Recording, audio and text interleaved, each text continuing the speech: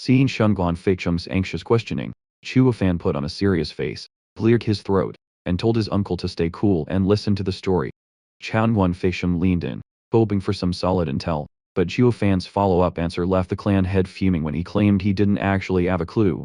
Shunguan Feicheng was at a total loss for words, glaring as he barked out why the hell he'd even chime in if he knew nothing, while also wondering how two people traveling together could be so out of the loop. Chuo Fan told his uncle to chill out, and explained that while he and his older cousin were tracking some leads, some random goon suddenly knocked him out from behind. By the time he came to, the place was dead silent, and his cousin was nowhere to be found. He rushed around looking everywhere, worried sick that the palace guards might have snatched his cousin up. After searching all day with zero luck, he finally headed back here just to see if his cousin had made it home yet. He insisted he was totally in the dark about whatever went down, while he was unconscious. Chuo Fan spoke with a wounded expression, explaining that he only answered right away out of respect because his uncle had asked.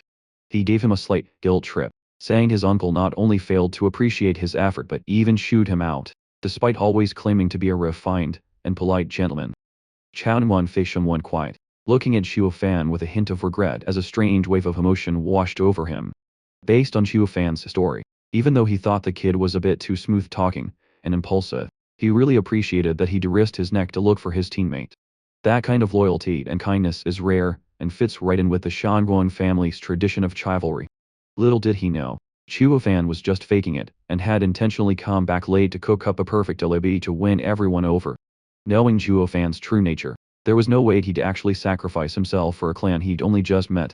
Still, if the old man was buying it, he was more than happy to play along to make his future plans easier. Shunguan Feicheng let out a sigh of relief, patted Chuo Fan on the shoulder, and softly apologized for losing his cool. Chuo Fan bowed, and said he wouldn't dream of holding a grudge against an elder, keeping his tone perfectly humble. Shunguan Feicheng felt quite satisfied, praising Chuo Fan for becoming more like family every day, and affirming that taking him in as a nephew was the right call. Standing nearby, Shunguan Yulin felt restless, sensing that he was being totally ignored by everyone. He wondered what the hell was even going on right now. He remembered how Chuo Fan had initially just used slick words to win over his uncle who didn't even like the guy at first, but now the old man was treating him like a close relative. If things kept going this way, dealing with Chuo Fan in the future was going to be a massive headache. While Yulin was still lost in thought, Shunguan Feicheng suddenly turned to him to ask for the play-by-play since Chuo Fan didn't know the specifics. He instinctively replied that his uncle was right even though Chuo Fan was an outsider. He was really starting to show the Shunguan family's spirit. Shunguan Feicheng frowned and told Yulin he was getting sidetracked, demanding to know how he got hurt, and why Chuo Fan ended up unconscious. Of that, Yulin awkwardly wiped his sweat, and launched into his prepared story about how he and Chuo Fan were tailing the guards deep into the forest. He explained that they had stumbled upon a hidden outpost that was incredibly well camouflaged. When the sneak attack hit, he managed to block it, but the shockwave sent Chuo Fan flying, and knocked him out cold. Realizing they were outnumbered, and the odds were stacked against them, he had no choice but to retreat immediately. Standing nearby, Chuo Fan narrowed his eyes and quietly sized up the situation.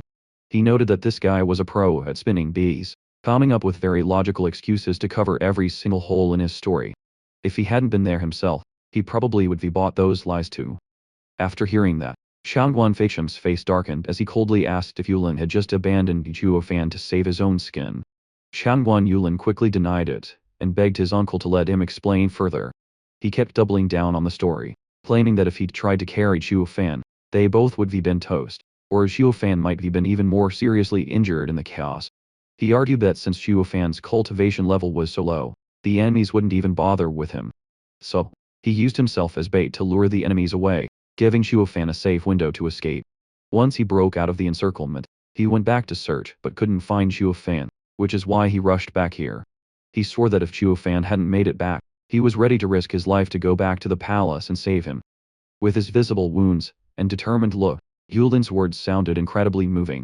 Everyone around them was touched, nodding their heads in approval. Even Chuo Fan thought that if he didn't know the truth, he might have actually wanted to become blood brothers with the guy. He mused to himself that these Shunguan family members were all top-tier actors. However, he was confident that he wasn't exactly a slouch in the department either. Action follows, thought Chuo Fan immediately stepped forward, grabbed Yulin's hand, and expressed how deeply moved he was by his older cousin's loyalty. Yulin smiled back, saying family shouldn't be so formal, all while trying to act like a big-hearted brother despite hating Zhuo Fan's guts. Seeing that, Zhuo Fan took his acting to the next level and started bawling his eyes out. He cried out that he didn't deserve his cousin's deep devotion, especially since the guy had put his life on the line for him. He expressed how much it broke his heart just thinking about everything his cousin had to go through. He declared that if anything bad had happened to his cousin, because of him, he would have lived in eternal regret. Zhuo Fan put on a show of grief, accidentally letting his tears soak into Shangguan Yulin's hand.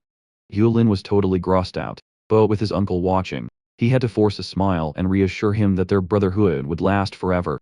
Older cousin. Brother get. Older cousin. Brother get. The intimacy between the two was so thick that Shangguan Feixiong and his daughter standing nearby couldn't help but praise their deep bond.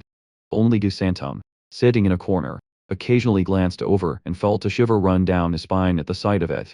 The boy realized his dad was putting on another act, but he also saw that Yulin's fake behavior was just as over the top.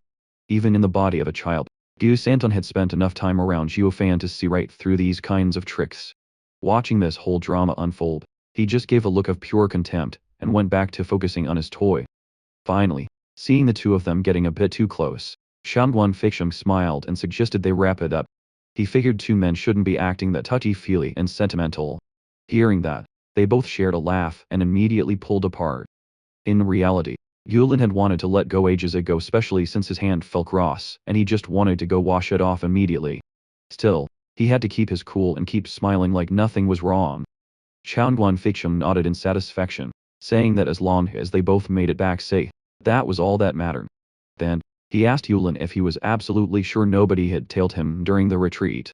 Yulin confidently assured his uncle that he was always careful and hadn't left a single trace behind. Shangguan Feixiong smiled and announced that he had a very important mission he wanted to hand over to Yulin. Yulin was caught off guard and surprised to hear about this new task. He thought to himself that after taking on a job from someone else, now it was his uncle's turn to pile more responsibility on him.